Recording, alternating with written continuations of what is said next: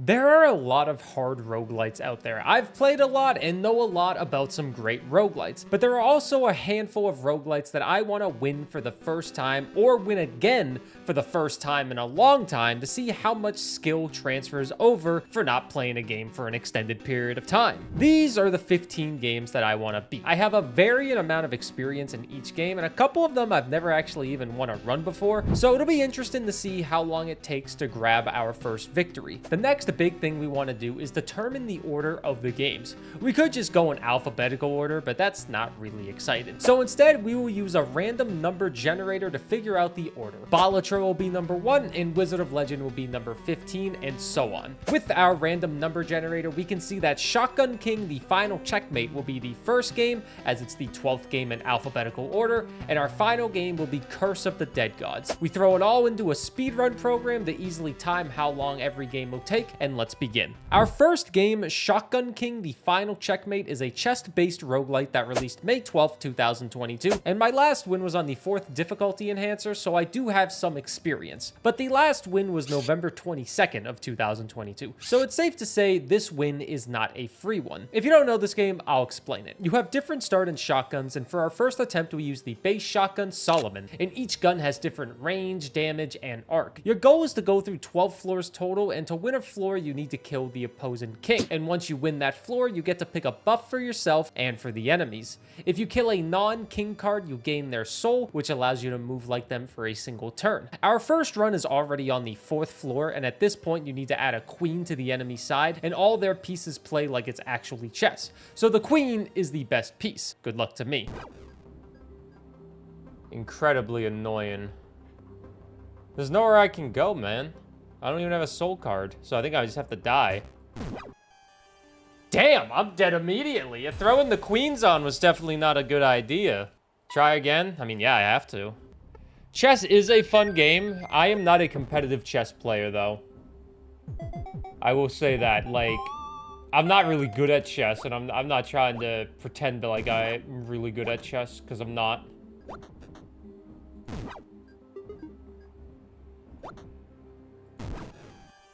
Oh, that is so unfortunate. I killed the goddamn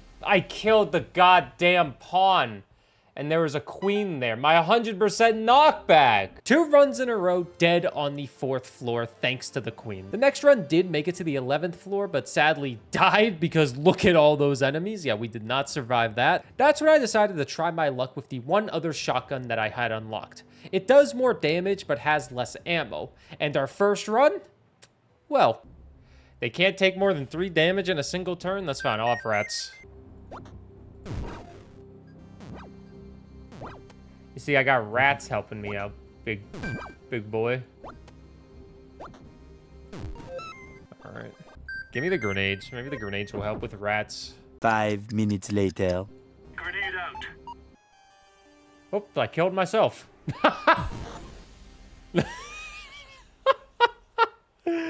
Wow, my bad. Okay, it didn't win. I should definitely stop taking that rats card as much as I like it. But the second run, it started pretty good. In my first upgrade, our shots have a chance to pierce enemies, but now if the king dies, a pawn can become a secret king, which means I need to kill a pawn. But I kill every pawn anyway, and the second floor is where we figure out where the rest of the run is going. We got an upgrade that allows us to have 2 more damage if we are hugging the edge of the board. So that's where we stay for almost every turn. And this was a solid strategy, surprisingly. The run started to heat up fast for me because we started taking magic wands as our buff, which allowed me to use them every single floor, and they just do 5 damage to one target, 10 damage scattered across random targets, or it just kills a pawn. I end up with 3 of them somehow, and then for the enemy buffs, I started spawning a lot more rooks. And the rooks ended up damaging the king for 2 HP whenever they got killed. We breeze our way to the final floor and are still feeling good.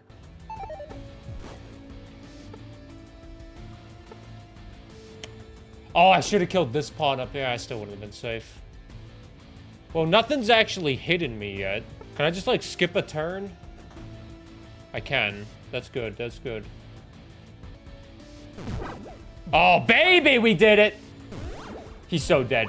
He's so dead. He's so dead. He's out of here, man.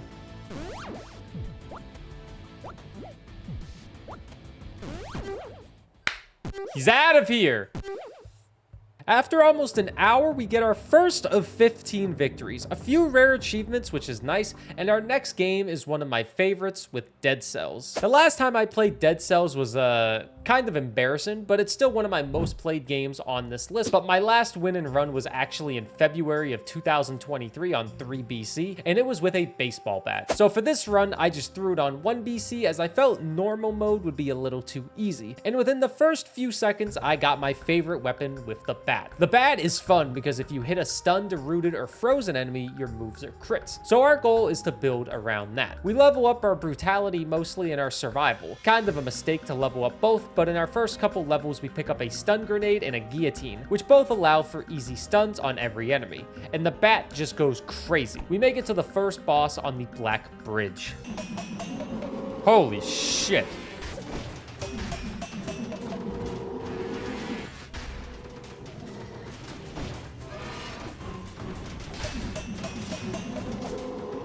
Ah, shit.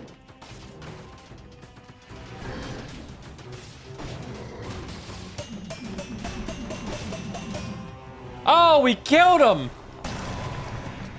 Absolutely killed him! We didn't even take any damage. You see, I'm okay at this game when I'm not sleep deprived. In the second area of the game, we have the Stilt Village and Clock Tower. We keep our build mostly the same as the stuns are working out great, but then we are told that the final boss is resistant to stun, which ruins my entire run. So we pivot to a root grenade and trap. This still gets us to the second boss easily, but the stun carried us more so in the first boss, so we did take some damage here. But we did survive. And just like that, we have one area left until the final boss fight, and it's the castle. Not Castlevania, we're ignoring that DLC. Dracula has kicked my ass a few times too many, and I never beat him actually, so we actually want to have a chance. The final section has you go through 2 to 3 similar areas to gather keys so you can unlock the castle doors to the throne room. 2 keys get you to the throne room, but a third key gives you extra weapons and an upgrade. We picked up an ice grenade from this third key, and we prepared for the final fight. Hopefully I win.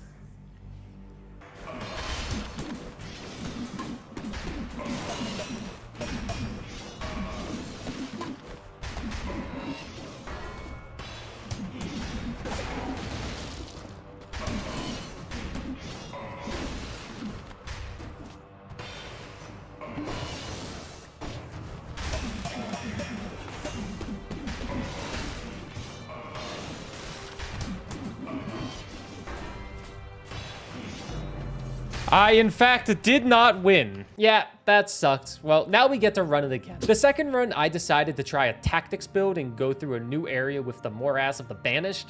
Probably said that wrong. I didn't like the weapons too much, but wanted to try a new section.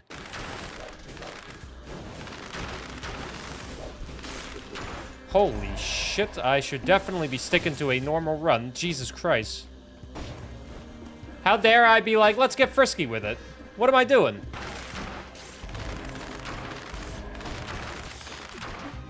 Holy shit. Oh, shit.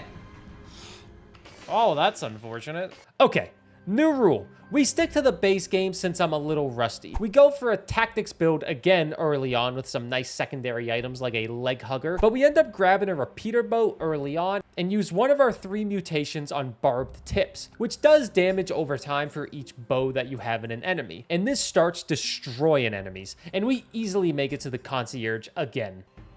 Let's beat the shit out of the concierge.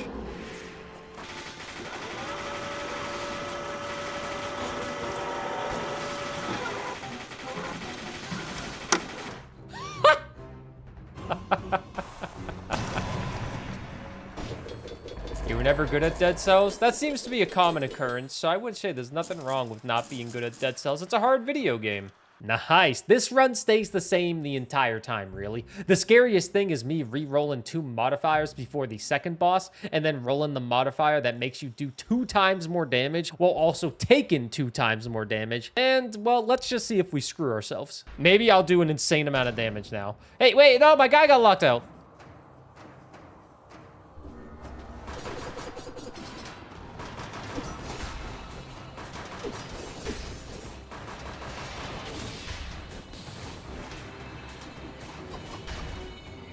Okay, well, he did die basically instantly, but I also died basically instantly. We remove that modifier immediately and then travel through that castle again. Not Dracula's castle, but the king's. And we do survive it. We use a few flasks, but we survive. And now it's time for the final boss again with our great repeater build.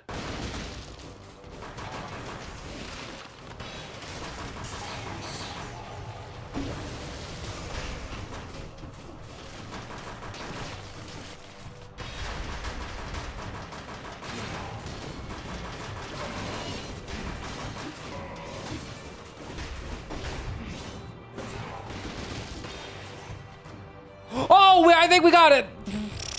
Oh my god, how much health did I have? Oh, I had 1 HP. That's as close as it can be, and that makes our second of 15th game done in just about 3.5 hours. Not sure if that's good pacing, but now we have Wizard of Legend up next. This game is one that I have neutral feelings about. Sure, I have every achievement in the game, but I don't really find it as fun as others, and I can get bored a little fast. But I also felt it was a perfect game for this challenge because A, it is a hard game, and B, I haven't won a run since 2022 according to this achievement. So it could pose a good challenge for me. And the first run was as expected. I wasn't changing too much Arcana from previous runs as I felt they were the best, and it did clear the first couple sections. Each run has 3 bosses total with 2 areas to clear before the boss fight, and then you have a final boss. The third section in this run wasn't feeling the best, but we did make it to the boss, who was my least favorite one because they have electric attacks.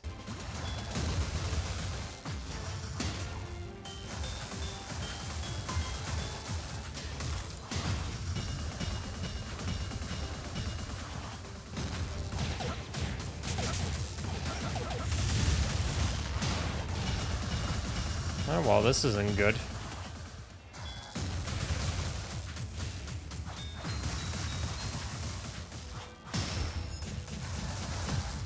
Jesus Christ! Well, I should have removed Wizard of Legend from this goddamn challenge. All right, well, I died in the first run. Okay, so we lost. But on this second run, we decided to change 1 Arcana up, so we had a Meteor for one of our moves. And it was going as expected. The first couple areas were great, and then we made it to the third section again, which was the electric biome again. But this time, we didn't even make it to the boss as we died in the first area. We changed up Arcana again, this time added another shadow attack, which obliterates most enemies, but it has a longer cooldown. And the same things happen from the past 2 runs. Clear the first couple areas without much of a struggle and make it to the third section, which once again is electricity. But this time we actually make it to the boss.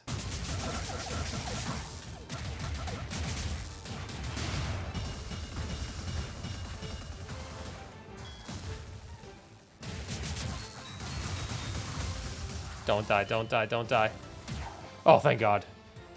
Oh my God, dude, I just got absolutely obliterated. There we go. The final section before the last boss of this run is just a few little fights against some basic enemies. It's safe to say we did survive that, and now we have the final boss of the game.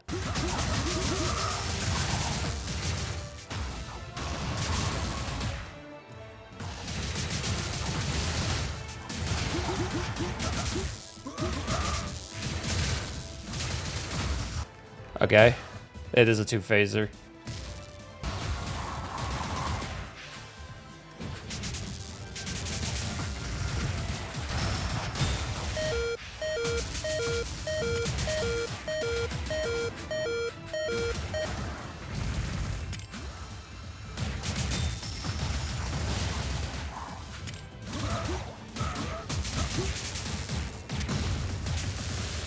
No! My God! Oh, son of a bitch. I had the freaking Death Defiance and everything, man. Oh my God.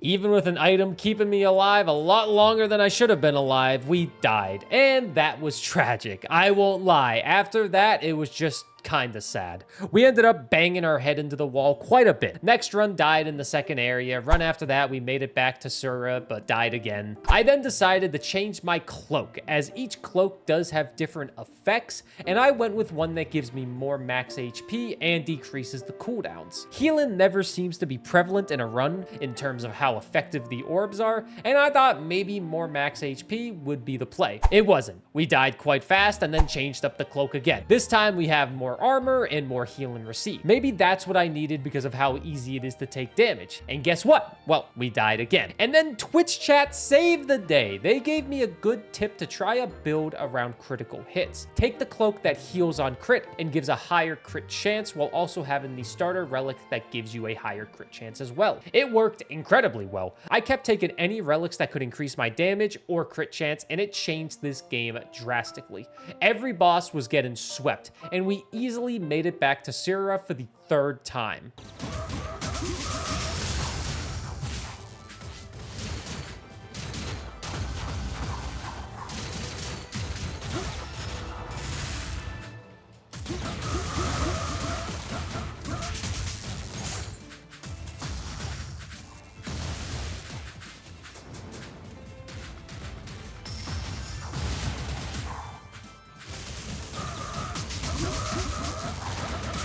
Oh my god! Okay, I think we just survived one more set of attacks. We should be fine. Finally, this damn game! Oh my god. Oh my god, all we had to do was throw crits on. Crits and crit healing, that's all we needed to do. Yes, baby, that's what we're talking about. Get Wizard of Legend out of here. Thank God this game is done. It took me almost 5 hours to beat this game. And if that happens for the rest of these games, this will be a very long video. But whenever a break is needed, that's where Roulette Hero, the sponsor of this video, can save the day. Roulette Hero is a roguelike deck builder that has you spawn animal companions, all with different unique abilities on a roulette board, and you spin to launch attacks on whatever you're fighting. With 13 different species and over 100 animals with over 90 power-ups, the combinations are endless on this incredible game. Every run is super unique, and it even has a multiplayer leaderboard so you can fight for the top spot. It just released October 24th, 2025, and it will have a creative mode coming soon in the Steam Workshop to make the game even more unique. Be sure to check it out with the link in the description below, and thanks again to Roulette Hero for sponsoring this video, and now, back to some games. The best deck building roguelite is next, and I know for a lot of people this game probably isn't that hard, but for me, it is a struggle. My highest ascension level was only 5, and I've only cleared the true final boss once against the heart. But for this challenge, we are just going for a normal win as I haven't played as much Slay the Spire as of late. I do decide to try out the defect for this first run. I'm not that good, but that's the point with all these games, minus one of them. But with the defect, you summon all these orbs that you play around. Or well, I'm trying to play around. My biggest problem is I always end up taking way too many cards. But with the defect, I do make it to the first boss. 32 damage.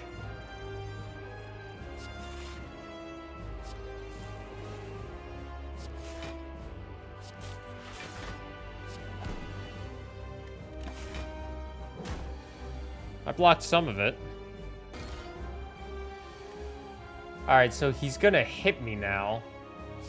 Ooh, that dual cast is tempting me, man. I'm not 100% sure if I'm actually gonna take damage from him whenever I play an attack. That's not an attack, so...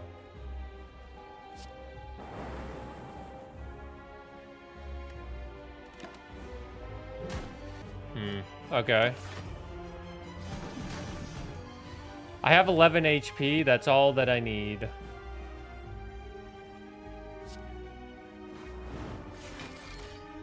Nine damage. Just throw on a couple defenses.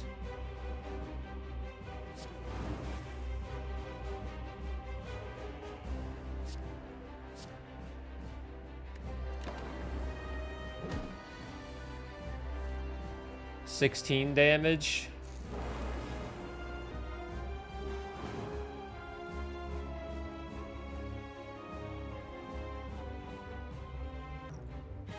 Get 2 energy. Invoke all that. So we actually tank it and survive.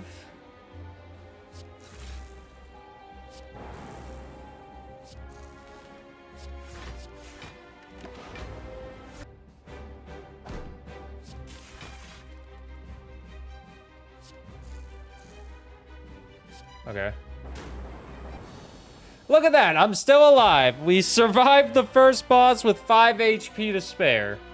Not too shabby, but the second area shuts us down, and this defect run ends pretty quickly. I ran into the big stabby mini boss, and he, well, stabbed me. After that, I decided to try to go to my favorite character with the Silent. They're the only character I've cleared a true run with. Look how close that was. But for these runs, I decided to test my luck with poison builds, as they're always so fun. And, well, that's unfortunate.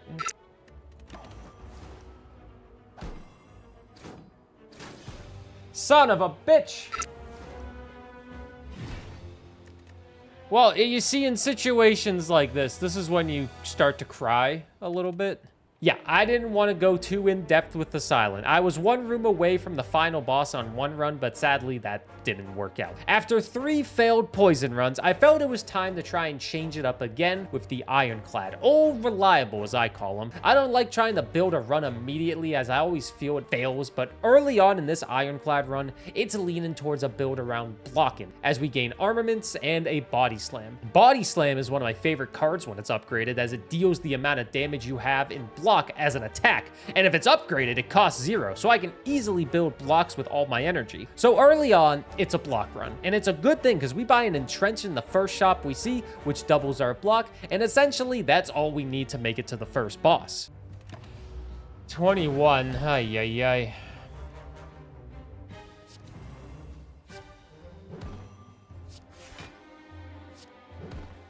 He's got 100 HP. I guess the good news is I am kind of flying through these first few areas. Like, you know, I'm going pretty fast through the first section. We almost made it to the final boss at one point.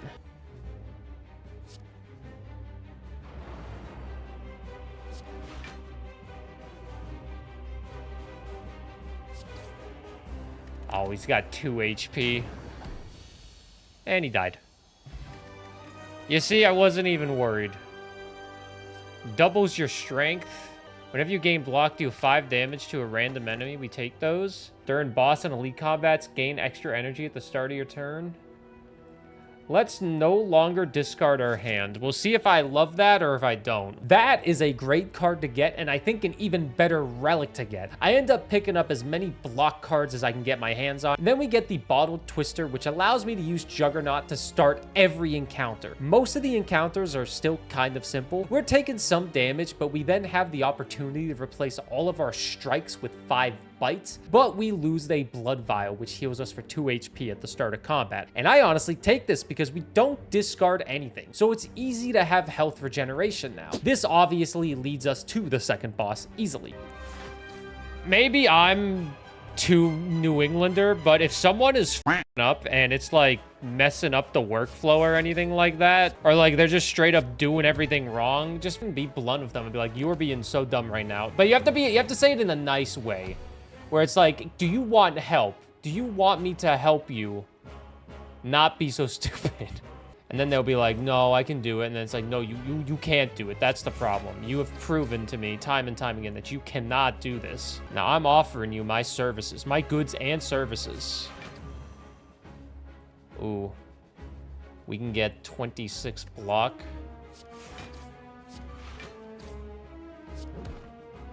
All right, we should be able to win this.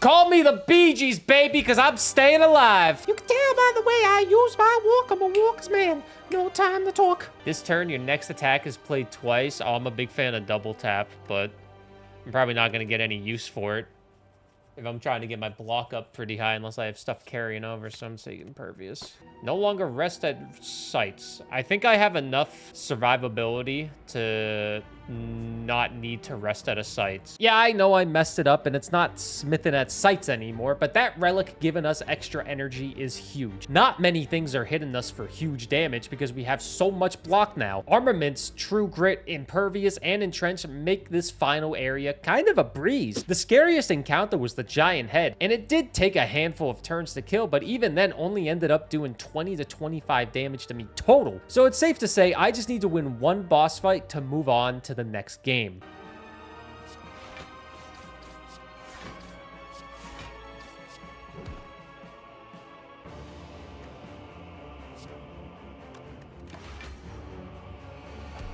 All right, it's got its second wind now. We're slowly chipping away. We should be fine. Pardon me. All right, we can do a lot of block here if we do this well. Okay, well, that's unfortunate.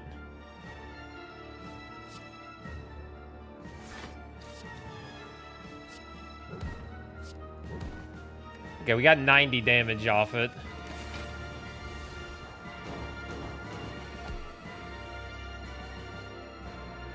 I think we should have this in the bag. If I don't have this in the bag... Oh, pardon me. If I don't have this in the bag, I'm going to be very disappointed. This seems like it should be an easy victory. Oh, we can finish it off with a body slam. Well, it doesn't really matter. It's going to die to all this block that I'm getting. See, all we needed was one run with the goddamn...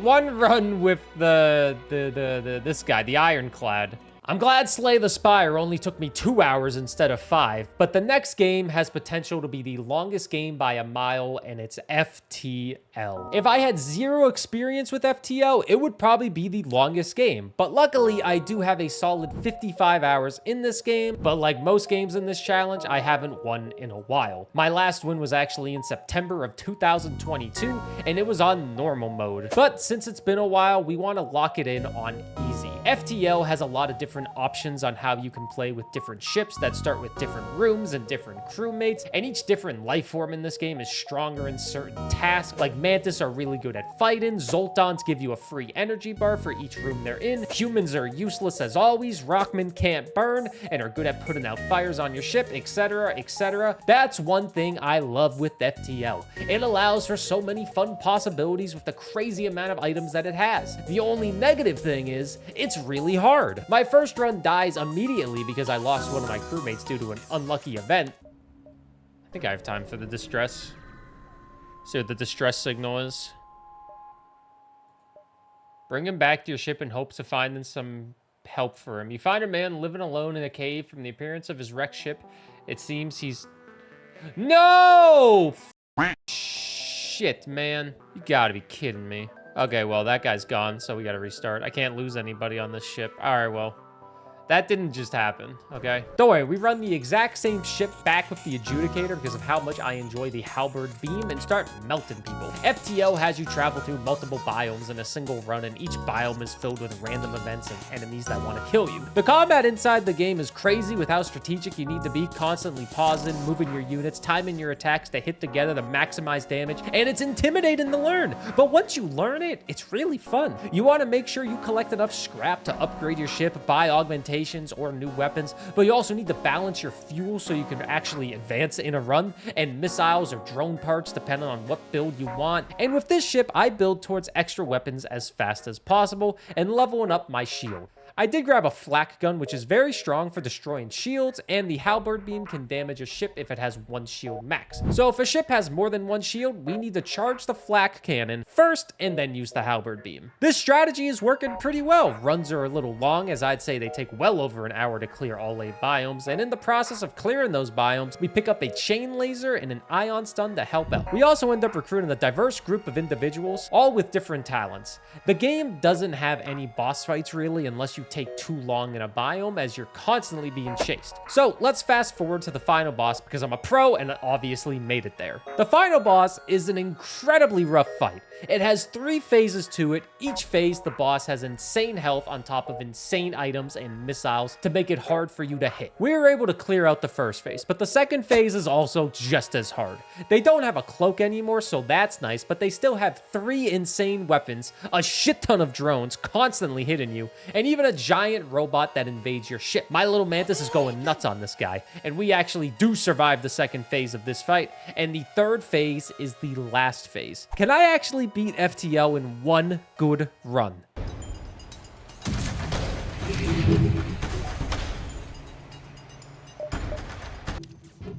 Oh my god, every single one just missed. You gotta be kidding me, man.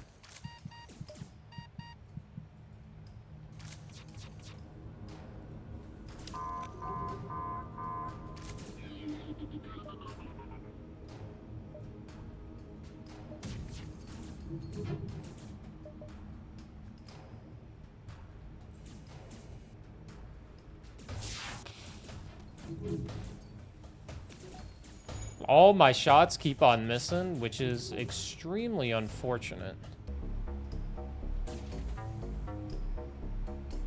Oh, we are in trouble over there, man.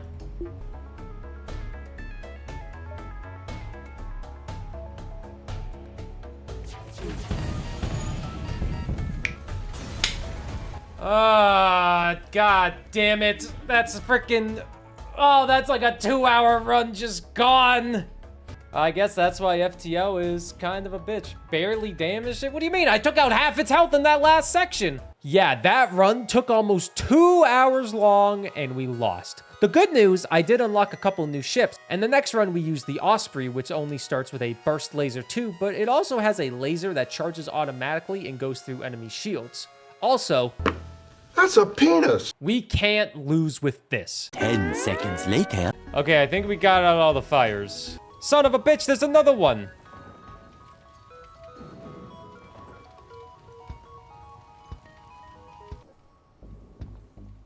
This is impossible, man. Are we actually gonna survive this goddamn disaster of a first area? Whoa, whoa, whoa, whoa, wait a minute. Where the hell are my shields? I'm just gonna restart. This is a disaster. Just restart the entire run. Okay, we were on fire, literally, and I realized this ship needs weapons fast. You need to grab one more weapon early into a run to complement the burst laser too, as it's one of the best weapons in the game. On our second run, we grab a pike beam early on, and that just leads to a great run. When this happens, it's just playing smart, pausing in combat, and making as much money as possible to upgrade the ship, which is what we do. We do end up grabbing a flak 2 gun, which shoots 7 projectiles compared to the flak 1 that only shoots 3, and we also have full shields. We don't need to fully discuss 7 biomes of me upgrading the ship and dominating the combat. Trust me, I'm mediocre at this game, and we make it to the final boss again for the second time. We clear these first 2 phases, and this final phase, I'm not feeling good because we don't have a lot of health, and we don't have time to heal. But anything is possible.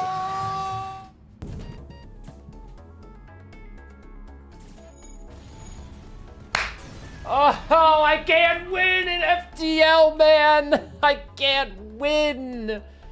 Oh my god. Well, that means I've spent 2 hours on FTL. We get to do it again. Well, I did like this ship, but after that, I went back to the Adjudicator as I missed the Halberd Beam and this Zoltan shield that we got. We had one flop of a run, but then grabbed the weapons we like as always, the flak, and even a burst laser too. This time, making it to the final boss, we only have 3 shields, but I do have 4 weapons to use, and a hack that can disable one of their systems. The first 2 phases this time were the cleanest phases we've had, and it was just time for that final phase again.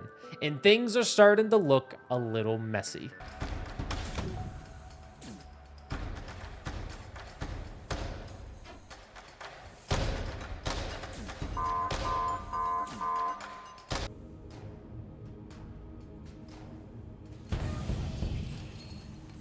Ooh, our shields are completely down.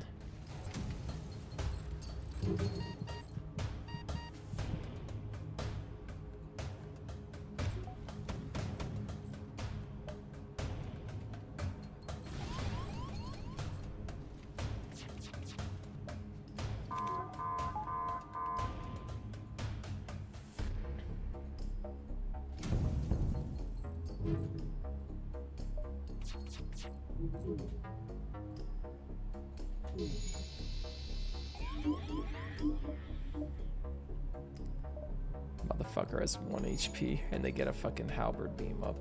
You gotta be kidding me.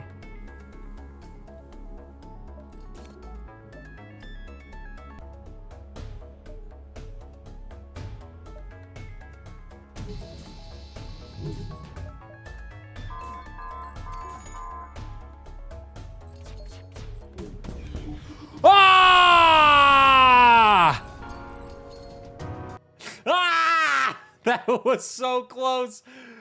Oh, thanks to the valiant effort of the adjudicator. Thank you, adjudicator. 2 HP remaining and a dream, but FTL has finally been conquered off of this challenge. And next, it's time for the Binding of Isaac. Now, this is 100% a game that a lot of roguelite veterans may find easy, and I don't blame you. I've seen some crazy builds in Isaac, and the amount of items in this game allows for an endless amount of synergies and an endless amount of variety inside of a run. But to counter that, I am not good at this game, so it's hard for me. I only have close to 40 hours, which is a lot in some roguelites. But in Binding of Isaac, it's not really that impressive. I haven't won a run in single player since 2023, so this game is hard, and that can lead to what a winning run is. I don't know fully, so we're going to wherever a run ends for me, and in my one save file, that is Mom's Heart, which can still be a hard run for a newer player. Our first run, I start as Cain because he has a good amount of damage, less health, but I like hidden things. We make it to the first boss easily.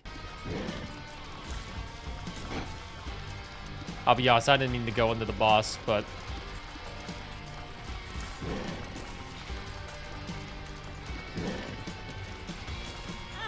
Jesus Christ. Apparently, I'm dead. Restart. I'm awful at I'm so bad at Isaac. Okay, well, that's embarrassing. Our next run with Cain was a lot better as I actually made it to Mom's Leg, the final boss in your first run of the game.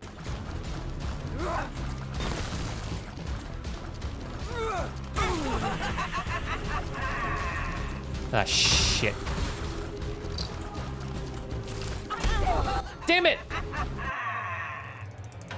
After that, we decide to keep it super simple and just play as Isaac, the all-arounder. Our first dungeon is simple. We kill the first boss and get the ball of bandages, and this is where I can say I struggle a lot with this game. I don't know what any of these items do. If I pick up an item and it says damage up, I'm happy. Or, well, any stat up would make me happy, but it's a mystery to me. And the same goes for every trinket that you can hold onto. Not a clue what they do, and we just kind of wing it because of this. Immediately after that, we pick up Adrenaline, which gives us more damage based on how many red hearts we're missing.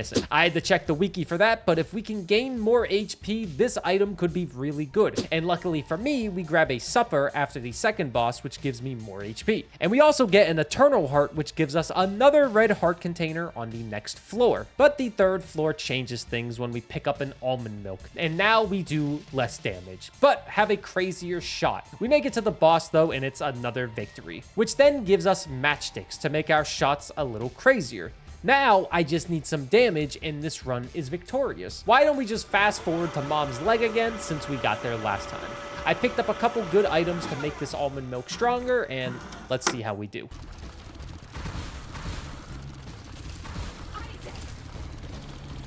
Oh, Nami, now is not the time right now.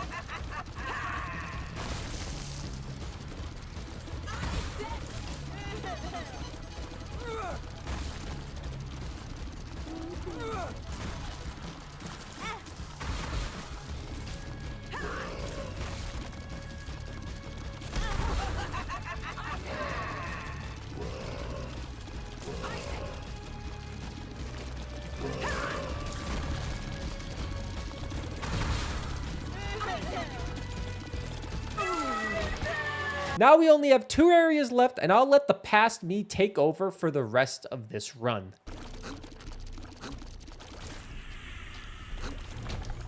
I don't know what that was, but something happened. I think the devil was mad at me, which is crazy because I swear he went down to Georgia looking for a soul to steal. Ooh, a random pill. We gotta see what it does. That was my last bomb. That was not a good choice. Pretty fly. I guess it was a good choice. Watch me suck at Enter the Gungeon too. The 3D is gonna be interesting, but I'm still excited to see it. Oh, Jesus Christ.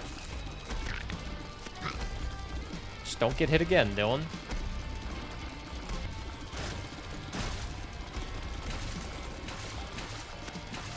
I love that I don't even really have to aim. Beautiful. HP up. Okay, my damage gets a little worse, but that's fine. That's fine. Look at us go. We're going. We're cooking. We're cooking. We're cooking. Okay, don't hit the point. We might actually be able to beat this game today, man. We might be able to get Binding of Isaac out of here. That's not good. I'm running out of HP.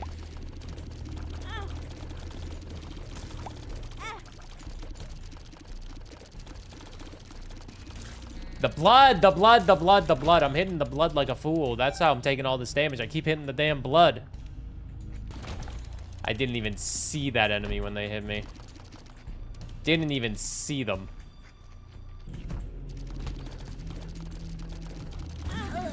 No! Oh my god, I got killed by Ugly. Unfortunately, it ended right there. But we start another run immediately, and our next run ended a lot faster as we picked up a rainbow poop, and that ended up being more detrimental than you'd expect, and it caused me to die early on. But, the next run is where things heated up a bit. As you can see, we have a lot of little friends following me around, but we also have a lot of damage and good shot speed, in turn, which can make every enemy die kind of fast, but then we only have one red heart, which is kind of a problem. I just need to not get hit, and this run will be good.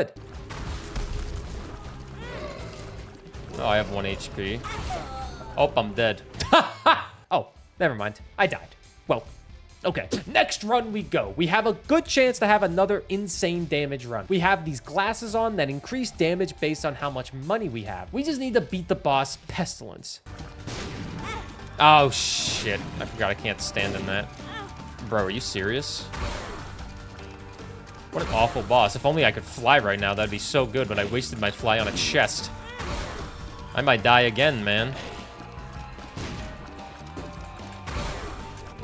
Can you stop sending your little demons at me? Me when I'm a demon hunter and I'm burnt out of demon hunting, but me when I'm also into K-pop.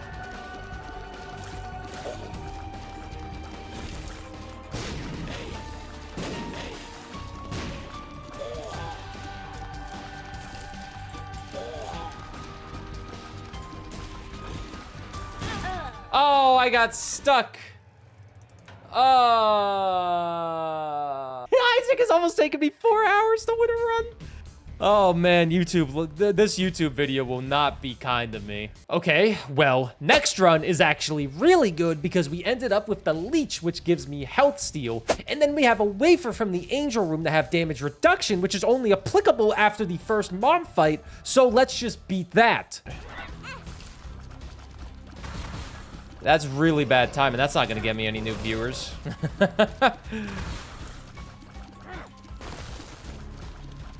Wait. Let me finish this fight quickly, and then I can be an actual streamer and talk to you guys.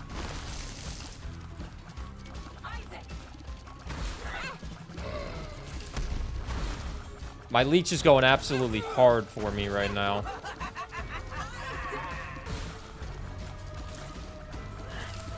Never seen somebody take so much damage before in a mob fight.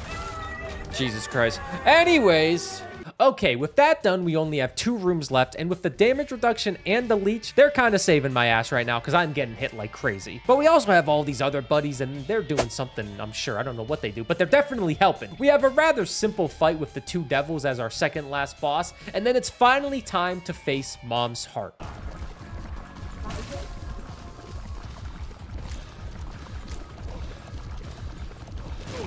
Go, Bumbo! Go, Bumbo!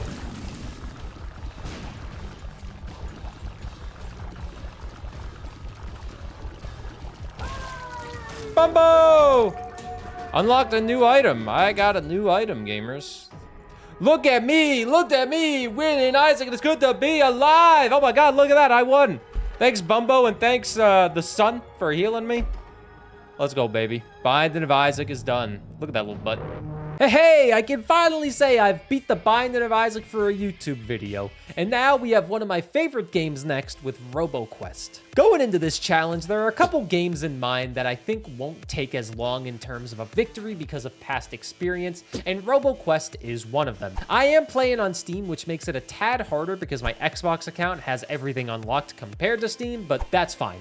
We play a standard run first and get right into the Roboquesting. We picked the commander on our first attempt, and early on picked a couple perks and items that are related to having more damage without elemental effects, and we also only got one gun early on. This game has you go super fast through every area, killing as many enemies as you can. You could kill none, but after every section you get a grade based on time and XP earned. XP levels you up in a run for more perks that buff your character, and every character has unique perks and abilities. But elemental damage is super strong in Roboquest, so doing a run without it is audacious to say the least, but we test our luck anyway.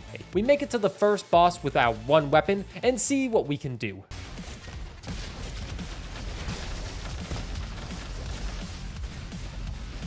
I only have one weapon and I'm wasting it on a bow and arrow.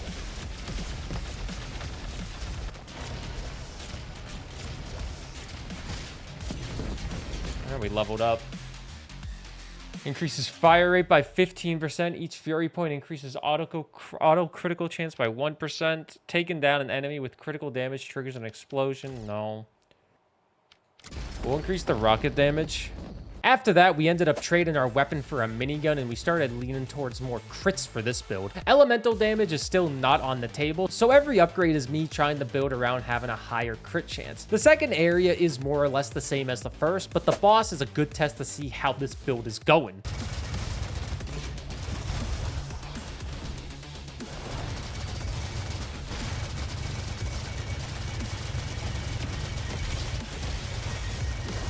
And here I am saying I can't build a Roboquest run. Look at that. That was actually great. Holy moly. We are gaming right now. That was great. That's usually my least favorite boss because it's just kind of annoying, but that's always nice to see. And that's basically the halfway point of a run. Next, we have Haven City, which has you destroy 4 mini-bosses, all surrounded by little goons. And then after that, we have 2 more corrupted rooms to clear before fighting the 3rd boss. And this minigun is still working quite well. Granted, we've upgraded it to fantastic quality.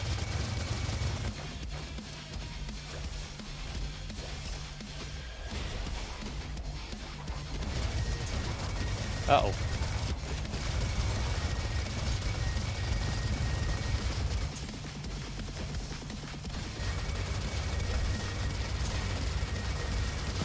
I just hate this area, man.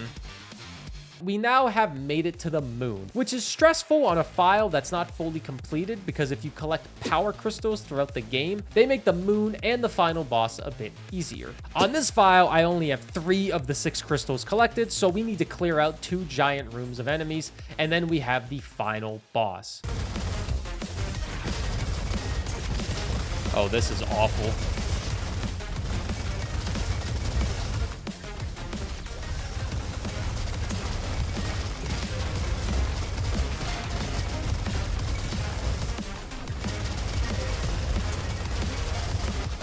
We might die here.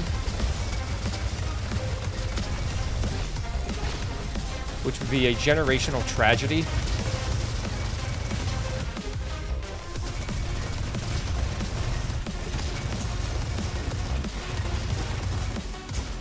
My game lagged and I died.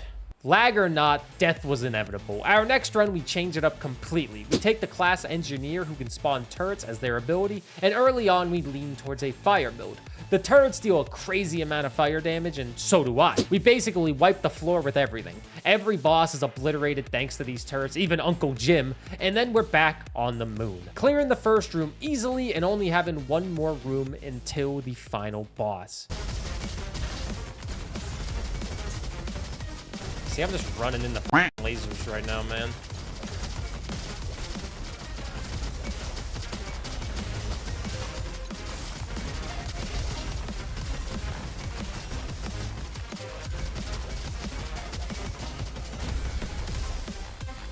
And we're alive. Alright, well, the good news is we actually made it to the final boss. Bad news is, they beat me the last time I faced them during that 24-hour stream, but I was sleep deprived, so we can blame being sleep deprived, right? That's a valid excuse.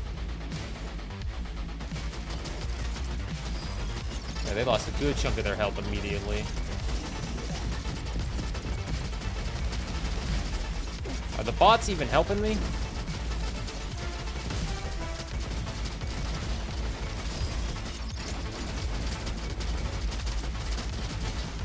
The bots are shooting down the stuff that gets the recharge, the big attack up faster.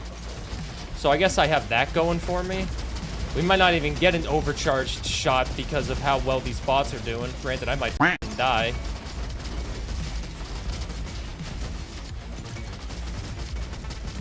Oh, we're not even getting there. All right, phase 1 is done. Oh, those bots weren't helping me, but the fire over time was. We do get a little bit of health back on the final phase, luckily. Now we just have to play our game. Oh, we're melting them. We got this in the bag.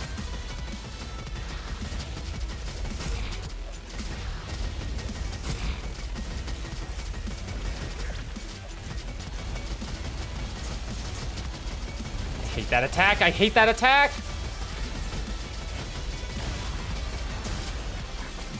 Fuck. Don't die, don't die, don't die, don't die, don't die, don't die, don't die, don't die, don't die. Nice! Woo!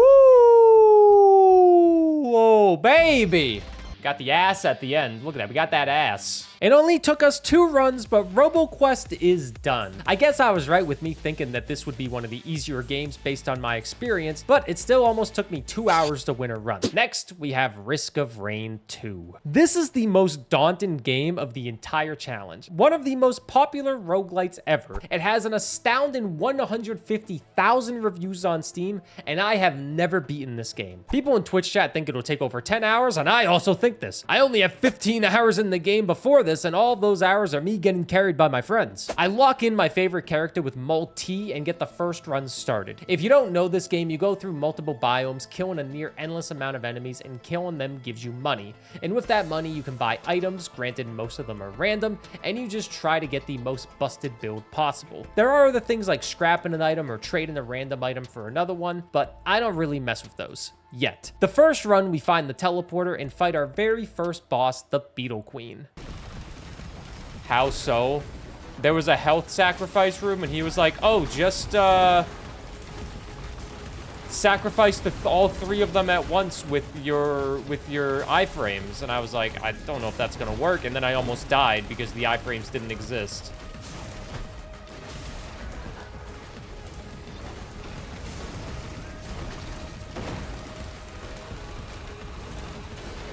Skill issue? I won.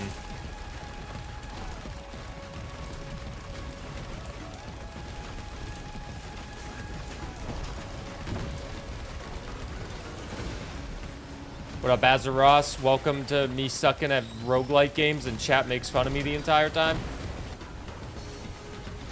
Recruit a beetle guard. Hey, we're getting a buddy. I've had my moments during this challenge, but hey, we clear out the first boss without a struggle and gain a free item that recruits a beetle guard as an ally. They are very important. The second area is more or less the same as the first. All the areas are kind of the same. We kill enemies, buy items, and look for the teleporter. We did grab a couple items that I remember liking in my short time with this game, with the teddy bear that occasionally negates damage, and the ability to occasionally shoot missiles. Second boss, though, is the Stone Titan. We're gonna be here for days. We could be. Micah! Hey! Oh my god, what up? Apple Babble, what up? Becca, what up? Sifri, what up? Svenby? Micah, I was watching you just literally like 20 minutes ago. I was watching you on your peak grind. I hope the stream was great, Micah. You were doing peak with, what's that called? Crowd control. We're doing good. We're doing this challenge to see how long it takes to beat 15 hard roguelites. And we're at the point in the challenge where we're at probably the hardest game, so we're gonna be here for a while.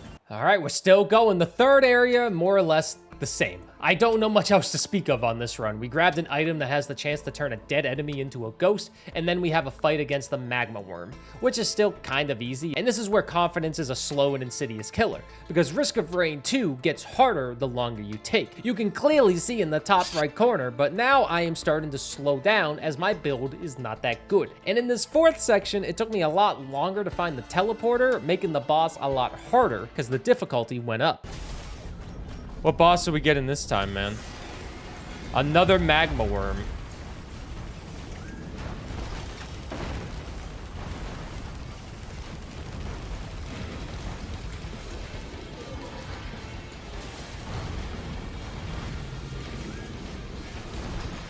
Oh, we got a Lemurian helping us out. Lemurian.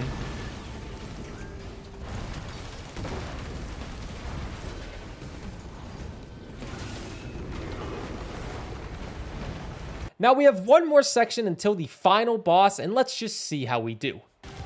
It's not like we're ever going to get to Balatro anyways, because we have to get through this. Hello there. Uh-oh. Okay. Well. I unlocked nothing. Not a terrible run for the first one, I'd say. Run 2 and 3 are kind of abysmal as we try using the commando instead, and those kind of died fast, so we don't need to discuss them. Trust me, I was bad. The fourth run, I decided to try a new character for the first time with the Artificer. I don't know much about them, but their kit seems to rely on elemental effects with freezing and burning, and I always love that in a roguelite, so how bad could it be? Early on in the first biome, we grab an item that allows me to deal more damage to bosses and throw on that first boss.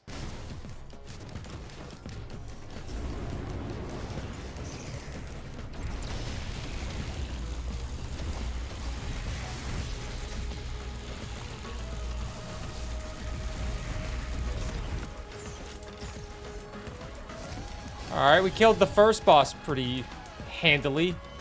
The second biome, we find the teleporter pretty fast as well and decide to test our luck with it. Like I said, there's not much to discuss. I just kill enemies and grab items.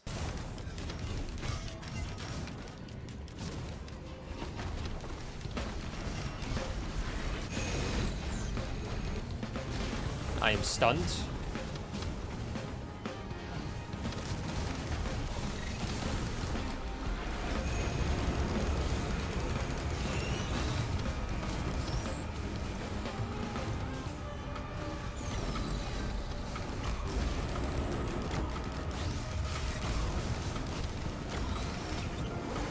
Hey, we got it. There we go. The third biome gives us an incredible item with the rusty key that we have, where we now have 3 uses of our utility skill, which is an ice wall that freezes and damages enemies. I'm not utilizing it the best, but I can appreciate being able to use it 3 times. The rest of the items are pretty good. We get some healing, some speed, more damage to bosses, and our item that's on a longer cooldown allows us to fly, which lets us easily clear this area, and we found the boss.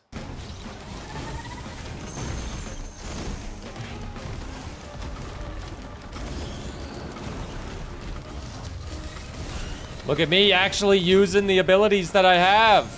In the fourth biome, we grab a Spinal Tonic, which is apparently an incredible item according to Twitch chat, so I took it. The fourth boss did take a while to kill because I feel I lacked damage, but we did survive. We grab a ukulele and move on to the fifth area, the section we died in during the first run. This time, I have more mobility, and I'm already better at the game since 2 hours ago. We make our way to the teleporter after exploring a bit, and let's see if we can make it to the final section of this game.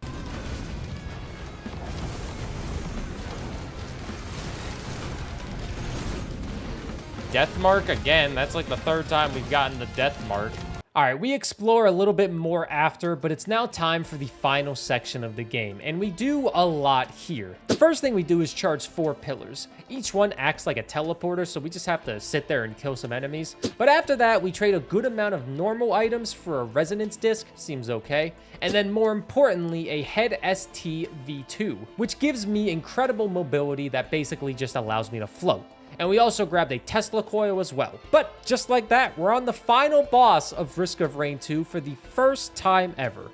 And let's see what we can do.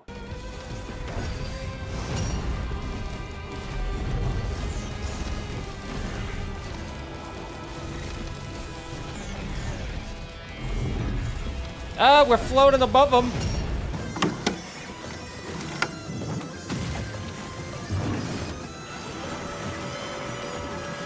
Ah, Jesus, man.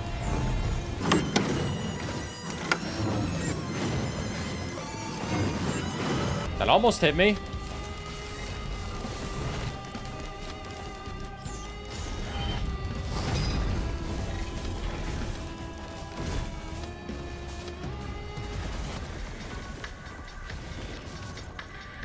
Coward!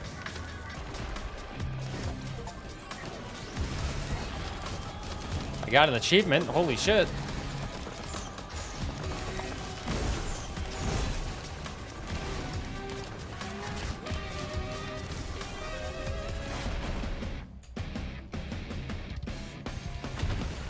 Of course, he comes back with more HP.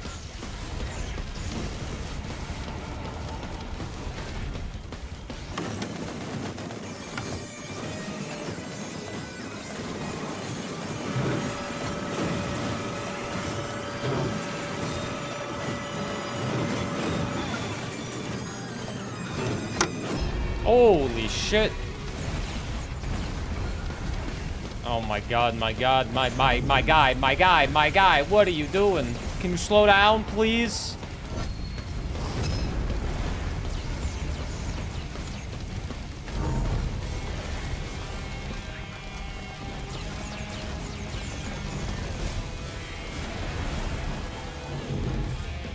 Hey, I leveled up. Drug addiction is bad. Don't get addicted to drugs.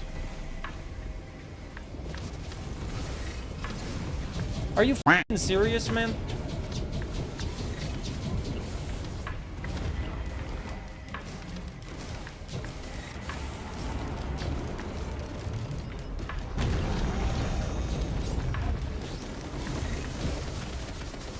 Come on, come on, come on, come on, come on. I don't think it's over. Moon detonation imminent. Wait, what the f does that mean? What does that mean? Jump to one of the balls and run back to the ship?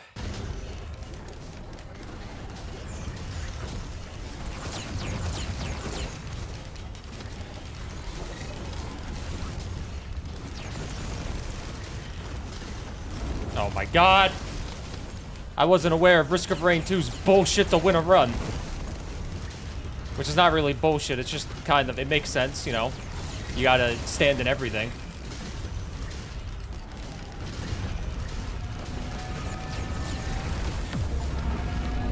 Beat the game! Achievement unlocked! Oh, he did it in a couple hours!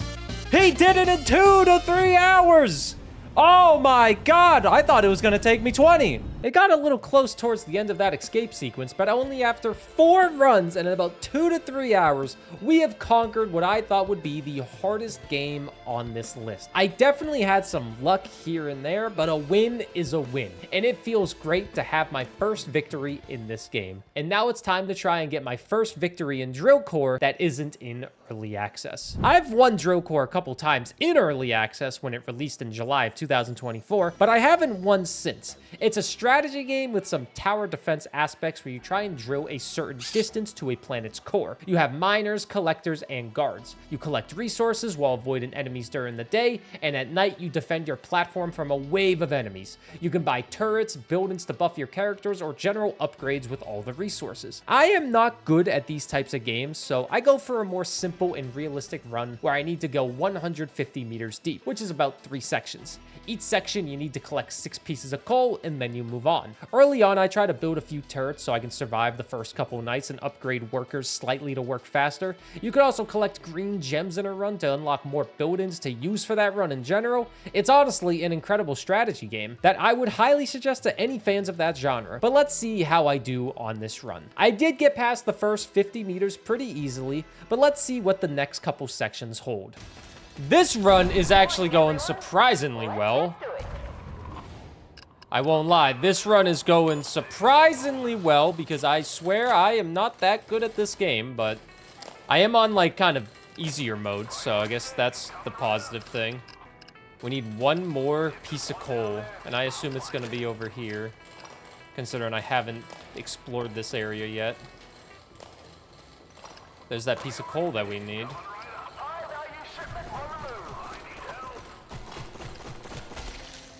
Did we lose anybody? Nope, we're all here. Laser turret shoots lasers at enemies in a huge radius. If the target has less than half their HP default, the laser deals triple damage to it. Get 5 technologies with 1 star and a contract. I got an achievement.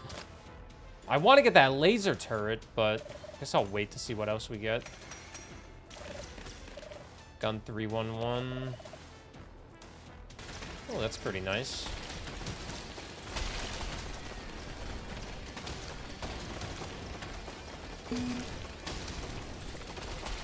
First place takes home a booster box. Good luck, good luck. I hope you win. I'll be watching on Momo _ One Piece TCG IRL.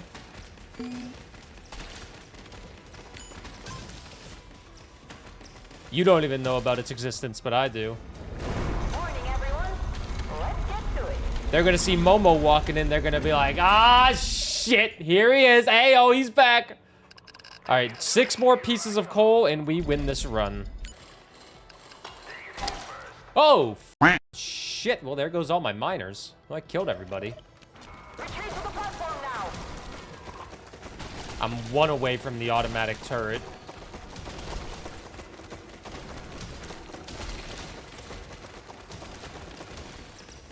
Shield Ray's still going pretty strong.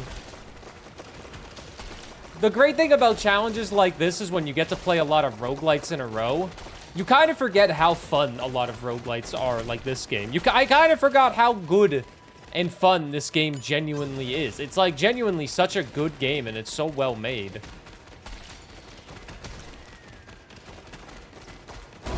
Morning call. Return to the mine.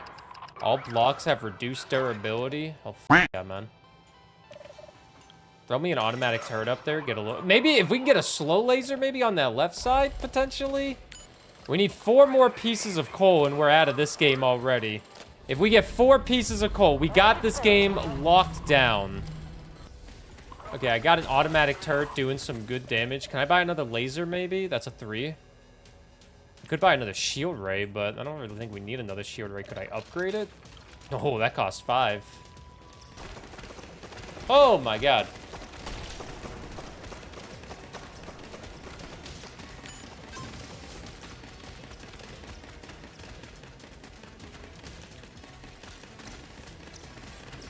We're actually doing super good.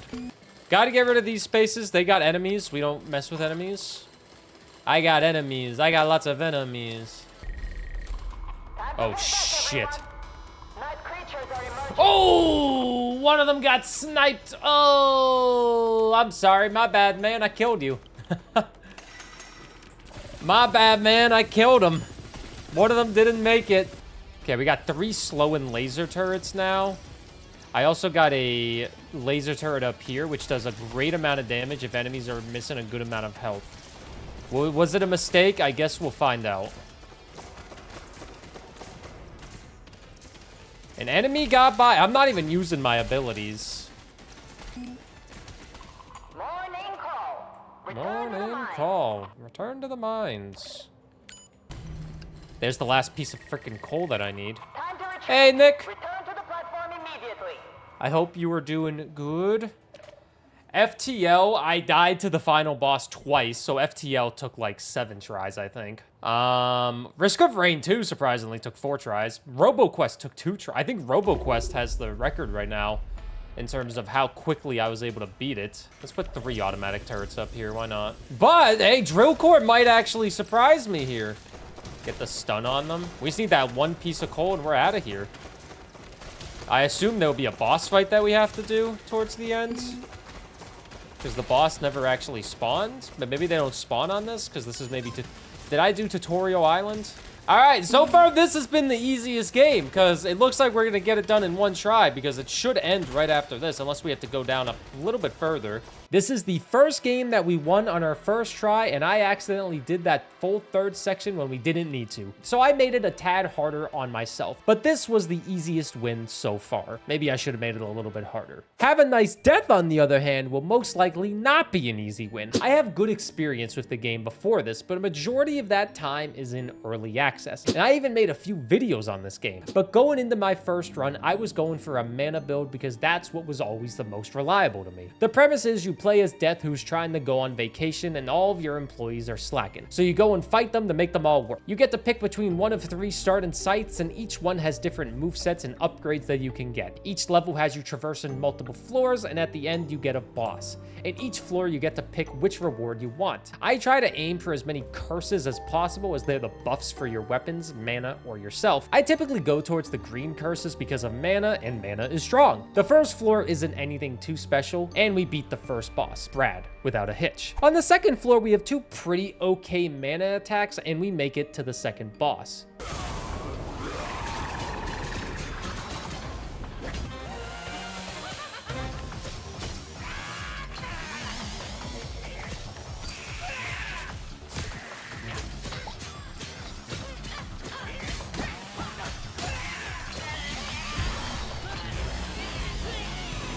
Now, we dominate the next couple areas pretty easily, so why don't we just fast forward to the boss that always gives me the most trouble in this game.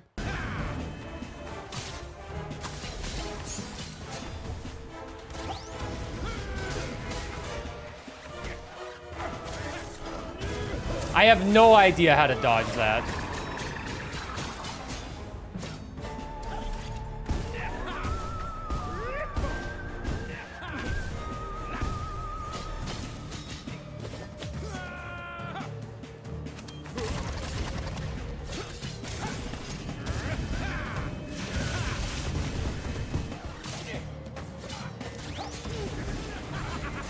Just like that, I died. If there's one thing I dislike with this game, it's the HP system. You don't find a lot of health in this run. You can have anemas which heal you, but the game has 3 different health bars, with the black bar needing a pure heal from coffee you find or a yellow anema. The gray bar is healing you can heal without anything, and the white bar is obviously your current health. In the length of a run, you can find yourself getting hit easily and never recovering. It's rough. It's one of those things you just need to adapt to and get good. Now, I could go in depth with every run, but I want to show you one particular run. I died a few more times on every build I've done, some mana, some scythe.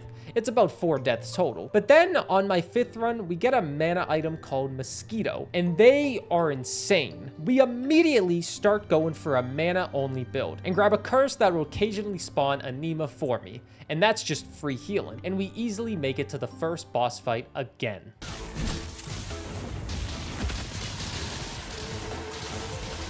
Why do the dirty bidding yourself when you can have bugs do it for you?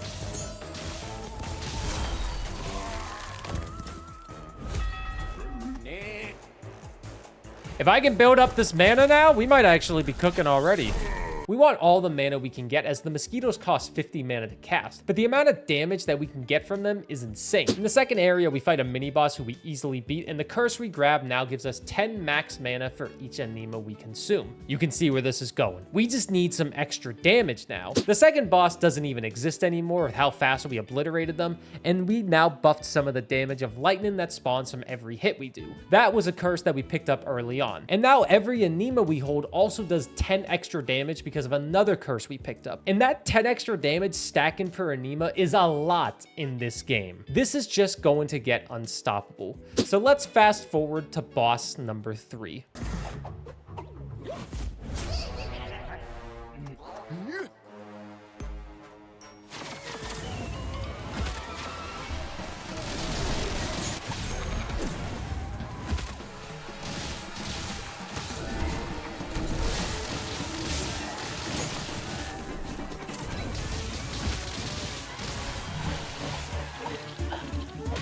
Yeah, we just kind of murdered them. We only have 2 areas left in this game, and the 4th section, it's a boss I'm not super strong with, but I'll let Gamer Me showcase the rest of this run. We have Gig up and down, the same. I'd recommend don't get Tellus though. They're my internet provider. They've been fucking sleazy rats. This is where you say, oh, I have Telus. And it's just like, oh.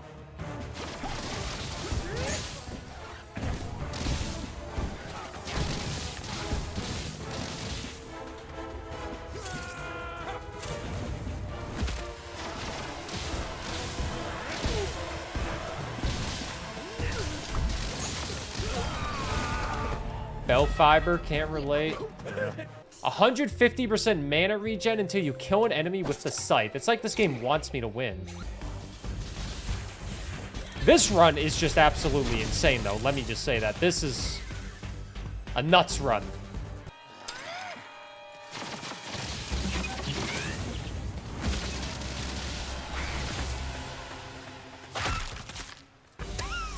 Ah! That was the boss? That was the boss. That's your champion? You like what you see there, man? That was insane. There's no way is that the final boss? I didn't even get to see them attack. I didn't even get to see them attack. Nope, there it is. That was not the final boss. Jesus Christ. This is the final boss. Time.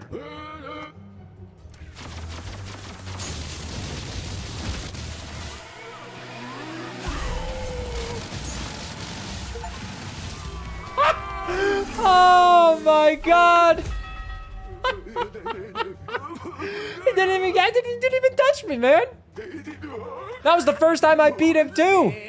That wasn't even close. That turned into the most busted run I've ever seen, and it still took me 3 hours to clear this game. Just had to shake off the rust a little bit. Now it's time for the game I have the most experience in. It's only about 170 hours, and I've cleared every deck on Gold Stake, but I thought I'd add Balatro to this list because Gold Stake can still be pretty hard to win on. And with that in mind, I just wanted to play on the yellow deck, as it gives you early game economy, which is vital in Gold Stake. We start off early grabbing an Arrowhead Joker, which gives us extra chips for every spade played, and this card does kind of carry us early on. And when I say early on, I mean we win ante 1 with it. The end of ante 2 though is more of a struggle. Okay, so I have to get spades. I really need a joker. Oh, that's not good. I really need a joker, man. 2 planet cards? Sure, I guess. Ah, well, this isn't a good start. Reroll. We'll take an abstract son of a bitch. Extra large blind. Oh, that's not good.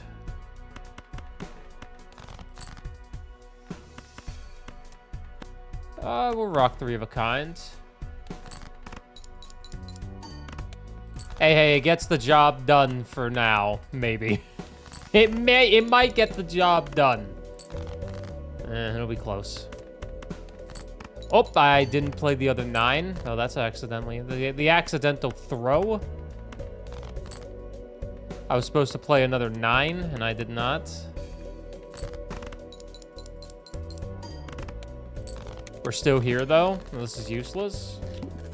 We're still there, but hanging on by a thread. Arrowhead is now gone, and we don't get a good replacement Joker at all. Son of a bitch, man! This is going terrible. Nami's back, everybody. Hey, look, it's Nami. Let's just restart.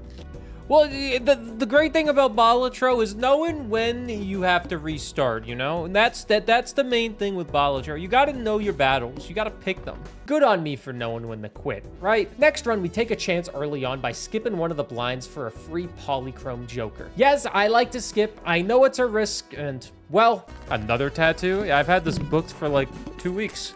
3 weeks. Ooh! Oh boy, oh boy, oh boy, oh boy. That ain't too shabby, man. Hey, sometimes skipping is very good. The red card gains 3 multi for every pack that we skip. Packs that give us 2 options are ideal because then we can take one of the options and skip the other and still gain the multi. But it's safe to say that this card is incredible early on. In the first couple antes, we pick up a card sharp, which gives us 3 times multi on repeated hands. And then we pick up the astronomer, which makes planet packs free. Very good with the red card. and this kind of lets us go on cruise control. We do end up taking a hanging Chad that has a +10 multi on it, which isn't super useful in this run because I'm running pairs for the card sharp, but it still makes this run kind of easy. We make it to the Anti-6 boss, and this is where I'll say it gets a little bit harder, but I'll let gamer me take it from here. After player discard, always draw 3 cards. I can do that. I can do that. I can do that. That's not too shabby.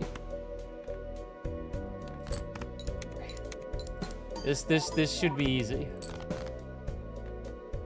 I didn't get a pair, but that's okay. I got a pair now.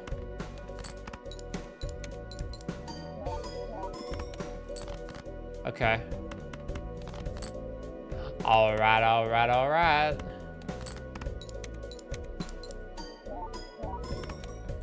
The astronomer has been going pretty big. We still have Pedro.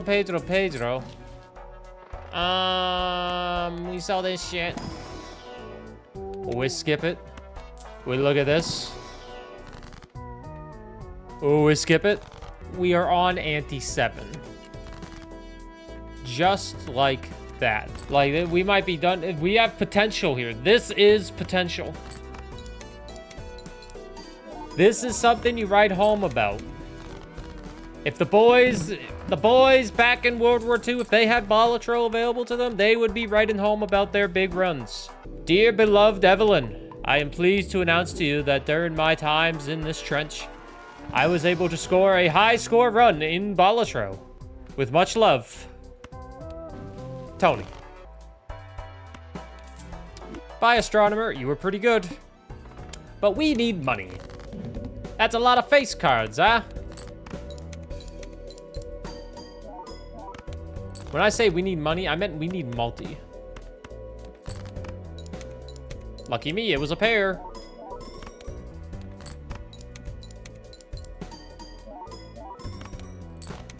Holy moly, look at that. Look at that. I have to sell a Joker. Well, all cards debuffed? I mean, wait a minute. How much am I losing here if I just play a pair right here?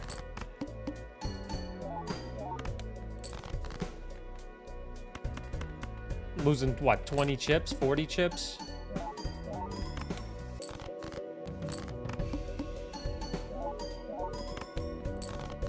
Oh, baby, I didn't even need to sell any cards. That's how you do it in the goddamn world.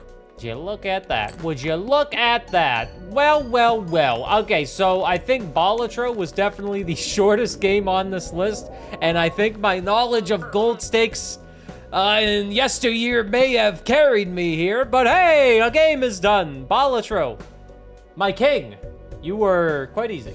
I guess it wasn't that hard, as Balatro took me about 30 minutes to win. Maybe I shouldn't have played the yellow deck, but hey, it's a win. And now we have Voidigo. This is a wacky and weird top-down shooter, but in the best way possible. It's made by the team Semi-Work, and you might know them for a popular little friend game called Repo, but this was their project before that, and I love it. I only have a few hours in the game, and I've only won one run a year ago, but I still love it, okay? You have multiple different characters to choose from once you unlock them, starting weapons, a lot of difficulty options, and only have to go through 3 areas before the final boss. Every area has a couple challenges that can give you new weapons, power-ups, or upgrade one of your current items. And the game also has a unique way to fight the boss.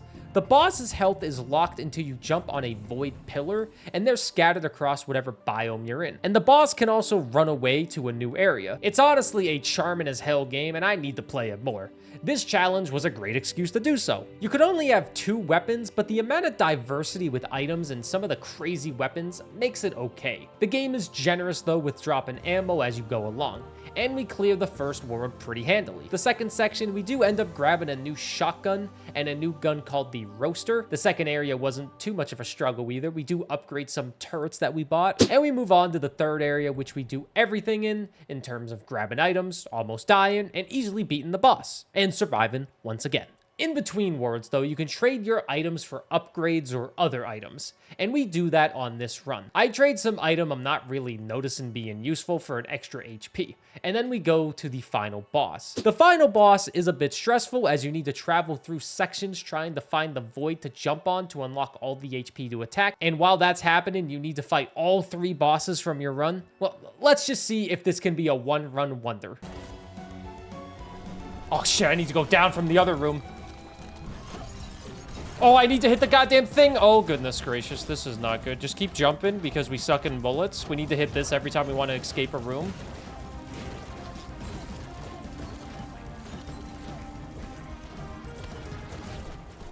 I thought I died for a second.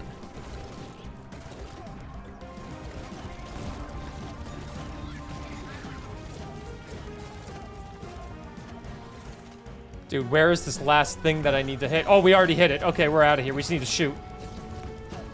If I want to get out now.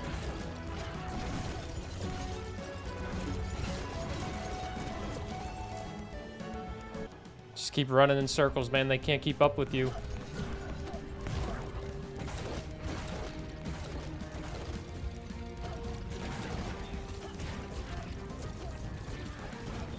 I think there's ammo in the room to the left.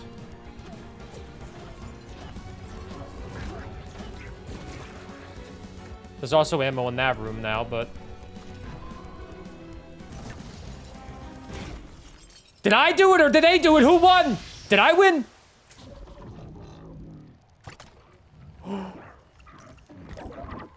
Oh my god. Did I win?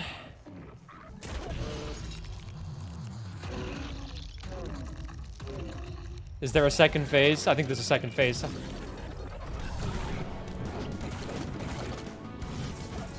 First stonks are not up right now.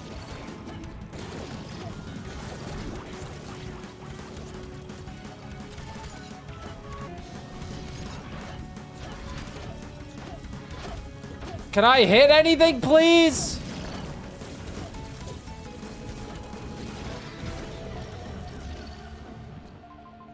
Damn it. Oh my god.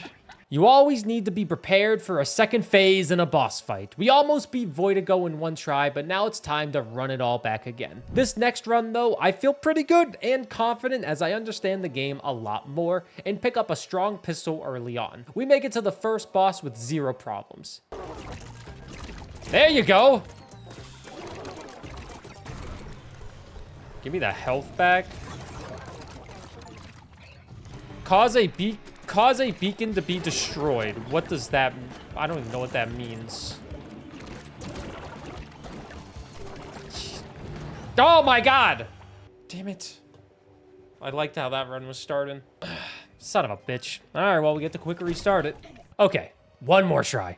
Early on, we picked up a shotgun called Porco Shotty, and I like it. It seems to do a good damage, and it has a good range for a shotgun. We beat the first boss easily, and I won't lie. Do you want to know every detail of this run? If so, well, too bad. We upgrade a lot of items, grab a lot of turrets, and we also pick up a lot of items that attack when I'm reloading, which is really good with a shotgun because the shotgun only has 2 bullets before we reload it. But let's get to the final boss and see if we can win this run. A stellar build, really. Thank you for trusting me as always, though. It really does mean a lot. I lurk when I can. But as you know, content creation life is busy as and I'm also avoiding Silksong spoilers because I'm waiting to play it. Oh, we got a health back. Oh, this is over, man. It's over. It's Jover for this guy. Having all this stuff on reload, all these damn turrets helping me out. There's no way I lose this, right? There's no way we lose this.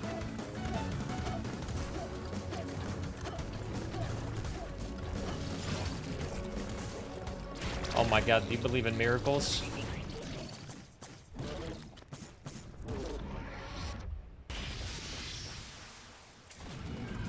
Ah! I think that's a victory, gamers. I think that's a victory in Voidigo. My second victory ever! God, I forgot how good this game truly is. But it's now time for the first of the final 3 games. And to start that off, we have Nuclear Throne. It's a game I've never won, but these runs can go really fast and they're fast paced. You lose health fast and it can be hard to recover. Killing enemies gives you XP, you have different guns with different ammo types, and the further you get into a run, the better guns you find are. And leveling up allows you to gain an upgrade in between levels. I always went for upgrades that gave me more health, ammo, or made enemies weaker. My first run, I decided to play as the fish as they have a dodge roll, and I do love one certain game with that in it. So let's see how we do with them. And just like that, I'm dead. Just like that, I'm dead. Holy shit. This is basically the furthest I got when I played this game for like 3 hours off stream. Because I streamed this game once and it did not do good. And at that time, I wasn't much of a... Ah, shit. Am I winning? No, I exploded by killing myself. Okay, I did awful as expected, but let's try playing as the Crystal because they have more HP and a very powerful shield that can reflect some bullets. And we have a few deaths, of course. But then we have a run that makes it to the big wall in this game, which is the boss, Lil Hunter. Let's see if we can get past this wall. What up, Slippy? Fish can roll. This is truth. I thought I would like fish the most, but then I realized I never used his dodge roll. Oh my god. Oh, this is the end of me. Wait, there's a health pack? There's 2 health packs! Oh my god. I've never won a run of this game, and I'm trying to change that, and it's going as good as you can expect.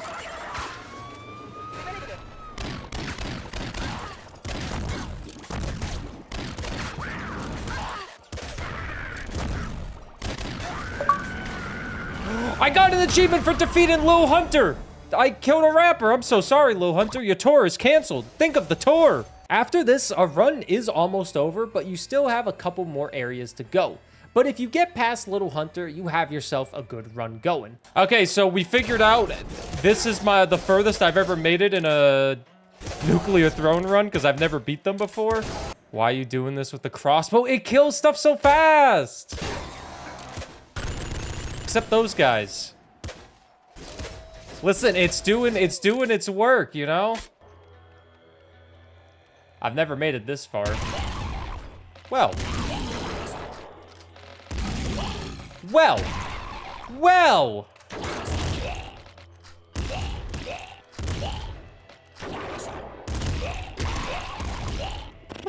Holy cannoli. Hey, what's a Pope's favorite food? Holy cannoli. Ha ha ha ha ha. Insert laugh track here because I don't have it. Oh, okay. I won't lie to you. If I have like less than half HP, I'm terrified.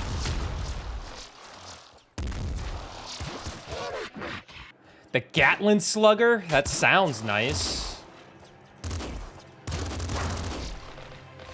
Do I trust new... Oh, well, okay, well, it doesn't matter if I trust new weapons, because we're not going... we're leaving.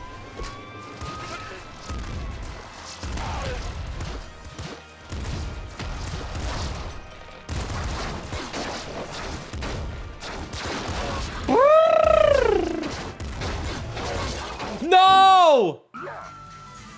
Steroids unlocked? Holy shit.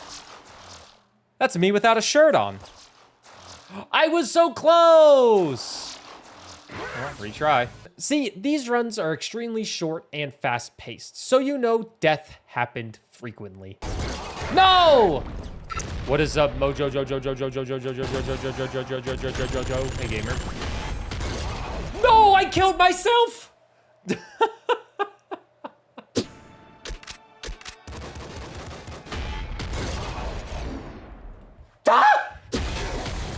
Holy shit.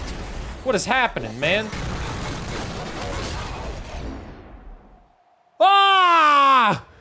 Yeah, there was a lot of deaths. But then, we beat Little Hunter again, about 2 hours later, of course, and had some pretty good weapons to potentially win this run. And I thought this challenge that I came up with of trying to beat a bunch of roguelites in a row. Well, not in a row, but trying to beat a bunch of hard roguelites. I thought it was a good idea to throw this game on here since I never beat it.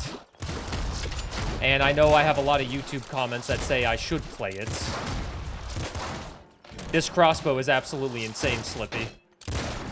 I can see why you like it so much. Even with the negative of it using 5 crossbows. It's insane. Holy shit. Wait a minute. Wait a minute. We might actually... Do you believe in miracles? We might actually have a win here. But we have to actually win. Oh, God. Holy shit. Glad I wasn't standing there. Oh, shh.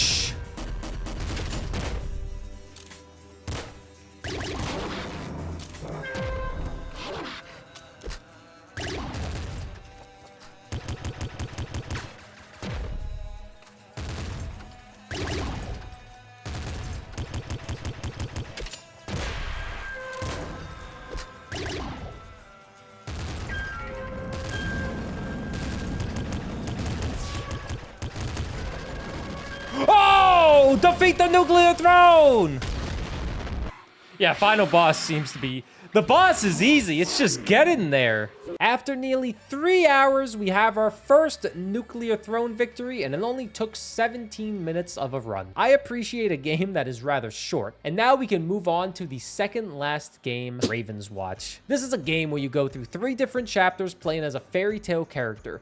I've won a couple times, but it's definitely a hard game to me regardless. With that said, I go in as Katepo, because he can spawn dummies that attack enemies, and that's something I enjoy. Inside a run, you have 20 minutes in every chapter before you fight a boss, and in those 20 minutes, you walk around a level, killing enemies, collecting items, or doing random quests. The quests are more vital, I'd say, as they are typically harder, but yield great results. And in this first chapter, that's our main goal.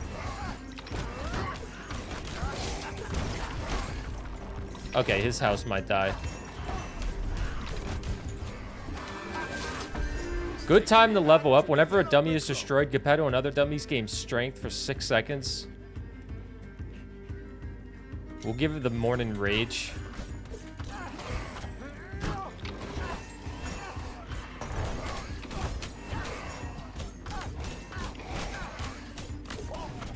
Defend it!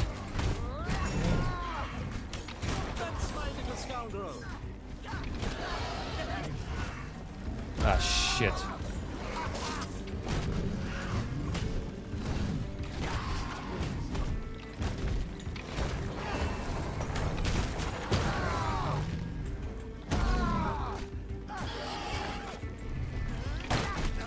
That house does not have a lot of integrity left. I think that house is about to die.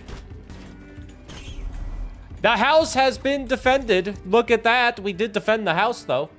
We take that. Dash heals for 50% of your damage taken over time. Do I have a dash? Besides that side quest, we grabbed an extra Death Defiance, so now we have 7. Trust me, this game is hard and you need those in single player. And then we also grabbed a good amount of HP. You can fight the boss whenever you want to, but I typically spend the 20 minutes gathering as many resources as I can. And that's what we do here. And then it's time for the first of 3 bosses. You gotta be kidding me, man.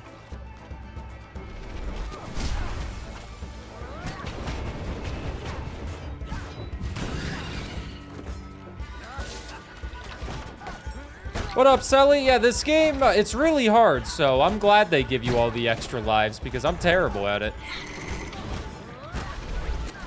All right, that was a lot better that time in terms of damage.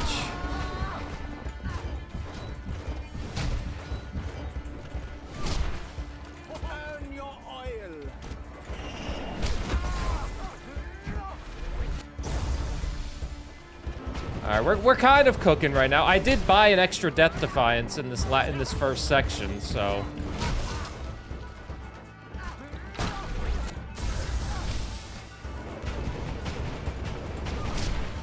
Ay, ay, ay.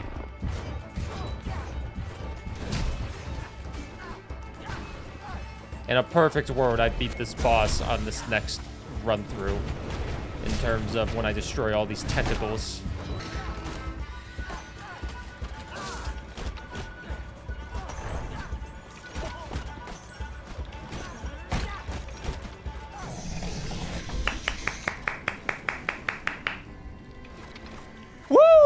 Cole LLC is out. They actually, I think they've been emailing me and I have not responded to their email. End of chapter. We will continue.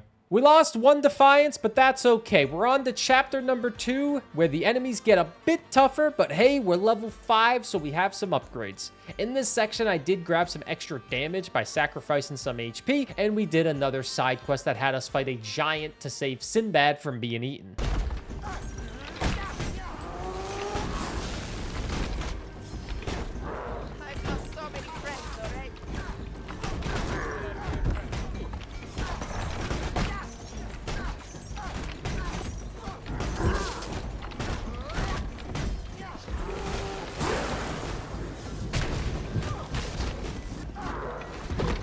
Uh-oh.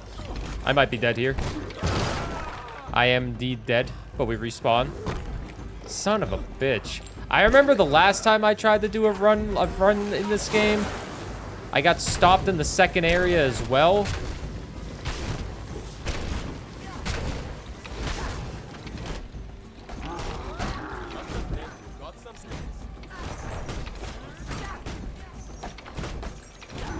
We actually did it! This game always looks, when you play it, looks what? Looks incredible? Looks awful? Another Death Defiance was used, but hey, we still have 5 left. This section, I wasn't able to find any other Death Defiances, but we did grab 2 keys and we fought another optional mini-boss, which wasn't too much of a problem. And then we had the second boss fight.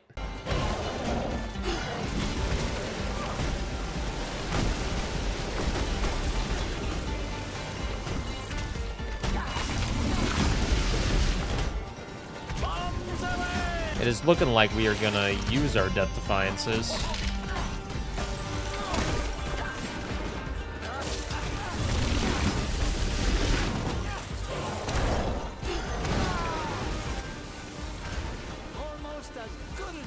Wait, I got all my health back? I do get my HP back on a new day, so maybe it was that, but... The explosion? Oh, fuck. The explosion on the dummies is super good.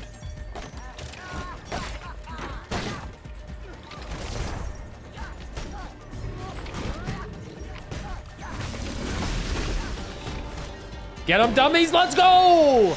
Somehow we escaped without using a Death Defiance, and just like that, we're on the final section of the game. I basically do the same thing as the last 2 chapters. A whole lot of running, killing minions, and finding a side quest. But this side quest is a bit harder, as we first save Morgan by killing these knights, who do kill me once, so we're down to 4 Death Defiances. And after we save Morgan, we have to kill King Arthur before he destroys a tree. Obviously, we're trying to do this to get the best rewards possible. Ow.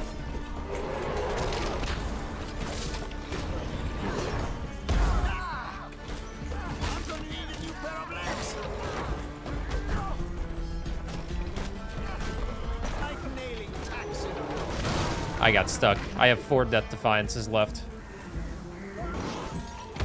Son of a bitch. I have 2 Death Defiances left, and I still have to fight a final boss.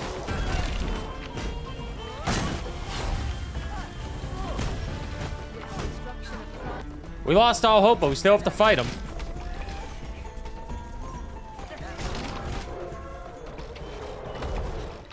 You don't think you've ever seen Burr beat this game? I have beat it. I will tell you that right now. It's just been a while. Now we only have 2 Death Defiances and 1 final boss fight to go. We also didn't do the side quest in time. We did kill them, but not fast enough, so that was just 2 Death Defiances gone. That King Arthur fight really made this run a lot harder. The rest of the time in this 3rd chapter, I just look for an extra Death Defiance to buy just to have that extra insurance, and we do not find it at all. So we have 1 boss fight left and 3 lives to do it. Easy, right? You have to get both shields down at once.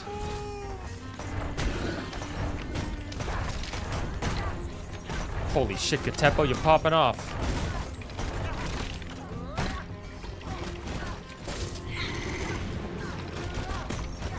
That was beautiful.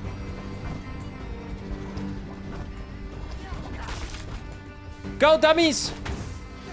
Don't you have to kill both of them at the same time as well? If I'm remembering this correctly, you have like a small window of opportunity to kill them both.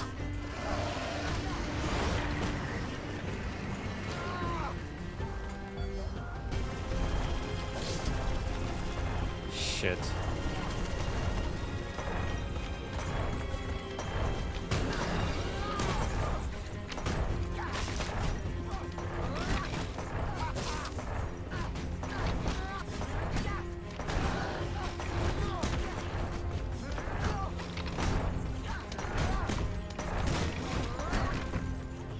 Got all of the health back. Yeah, see, you have to kill them both. Okay. Well, that is absolutely awful timing on a death. Because now I lost my ultimate, and I lost all my dummy fix.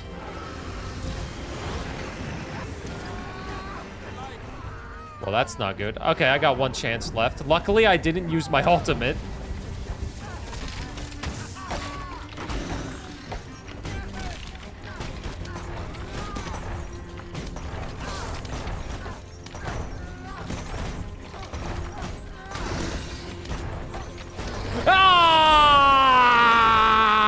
Look at that. They were lined up perfectly for me to get them, man. They were in a perfect little ball. My dummies are still attacking. I am extremely happy that I beat this game in one try because our last game is made by the same devs, but I think it's a lot harder, and it's Curse of the Dead Gods. This is a game I am not looking forward to, as I honestly don't like it too much, and I know it's extremely painful to win a run. You have 3 different areas to go through, all with a final boss, and inside your run, you need to worry about your curse meter, and every room you go through has it go up by 30. And every time it reaches 100, you gain a new curse. But every time you defeat a mini boss or a regular boss, you get to remove a curse. So with that in mind, every build is going to kill as many bosses as we can. And immediately I can tell I am awful at this game because runs are dying left and right. This game is not generous with healing at all. You have 3 weapon slots, and each weapon could potentially have a buff that heals you for every kill it gets, or maybe you can gain a relic that heals you on every door you go through, but I am not getting that lucky. After a few hours of dying, but progressing further every time, I get a good run going. Our starting weapons have the ability to heal corruption, which is basically our curse meter, and we have a fun throwing knife that has a different elemental damage every time it hits. And we know I love elemental damage. Inside the run, you also have 3 stats to worry about with Constitution, Dexterity, and Perception. Each point in one of those increases a stat for you with HP, damage, and treasure found. The first area for us goes as we expect. We keep our weapons the same, grab a couple relics to buff us, and try to build up the 3 main stats to feel stronger, and we do make it to the first boss of 3. For good reason, because get that ad revenue, gamers.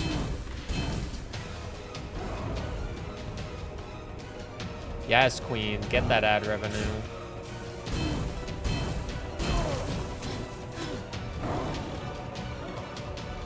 Don't worry, if the 24/7 channel gets partnered somehow, you will get your founder's badge. I'm still trying to get Burgle partner.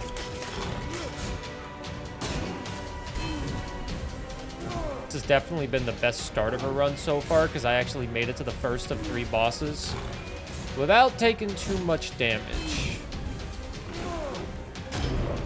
Okay.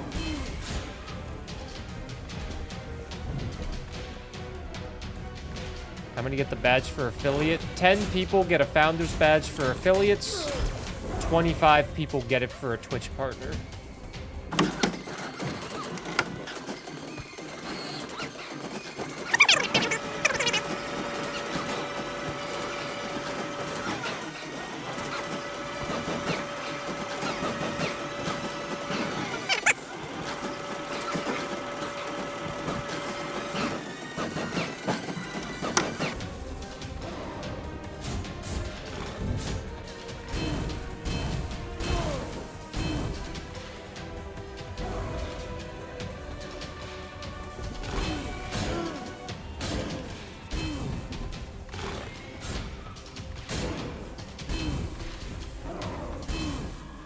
Oh, Jesus, man. Well, at least I beat it, but now I have no HP because this game doesn't give you any HP.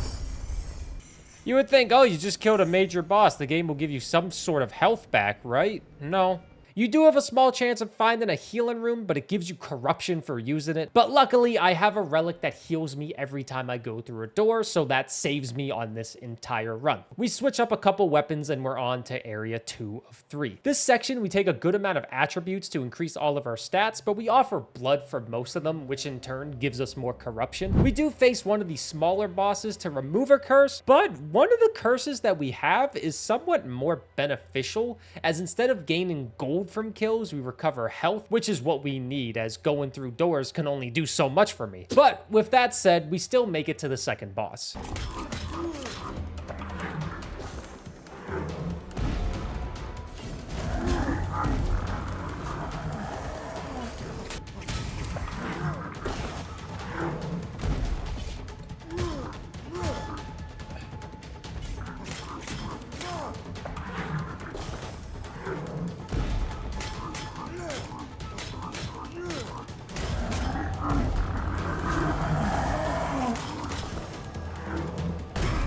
Oh, okay.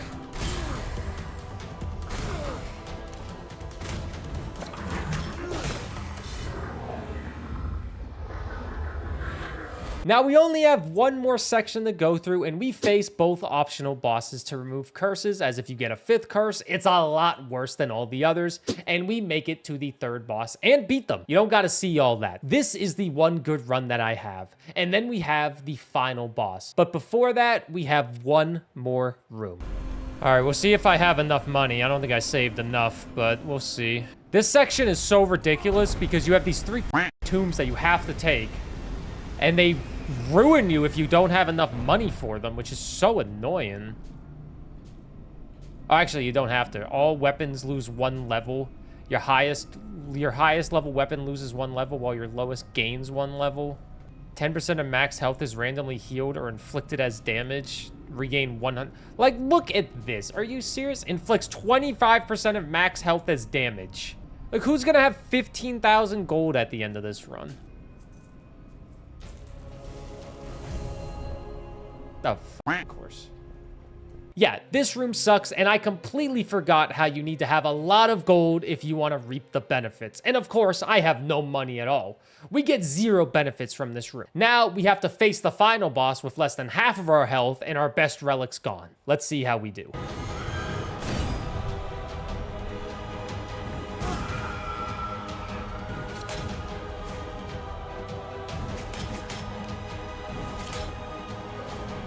These guys still do heal me, so that's good. Oh, okay, well, never mind. All the health I would have got back, I just took more damage. Okay.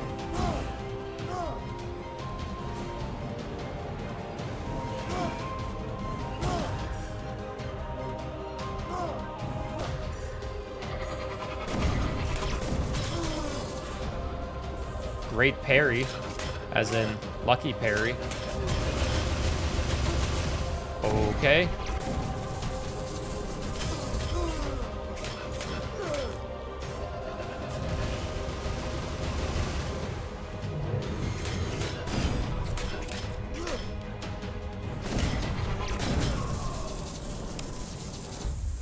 Oh my god, you gotta be fucking kidding me. Oh my god.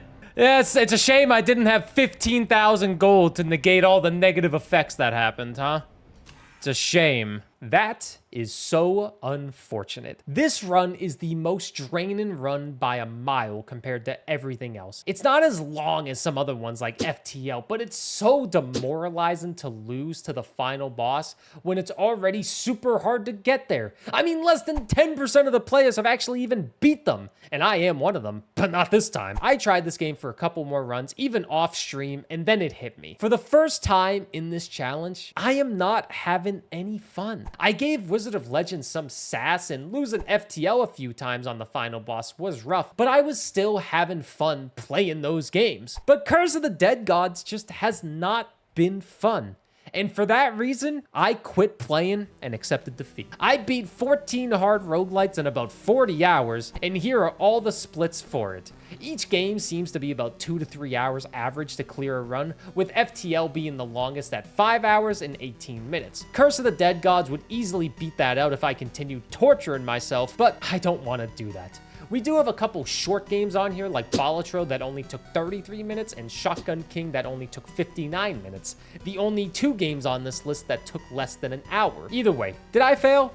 Yeah, I technically did, but it was still a lot of fun to go back and re-explore a lot of harder games and grab my first win in a couple of them. After 40 hours of these roguelites, I still had a great time. Minus Curse of the Dead Gods, obviously. I did not enjoy that game at all, but I appreciate you watching this video. And if you want to watch these types of challenges live, you can watch them over on my Twitch as I stream them all live there about 5 days a week. You can also like and subscribe as it helps out the channel a lot. And yeah, that's all. Thanks again for watching, and I'll see you next time.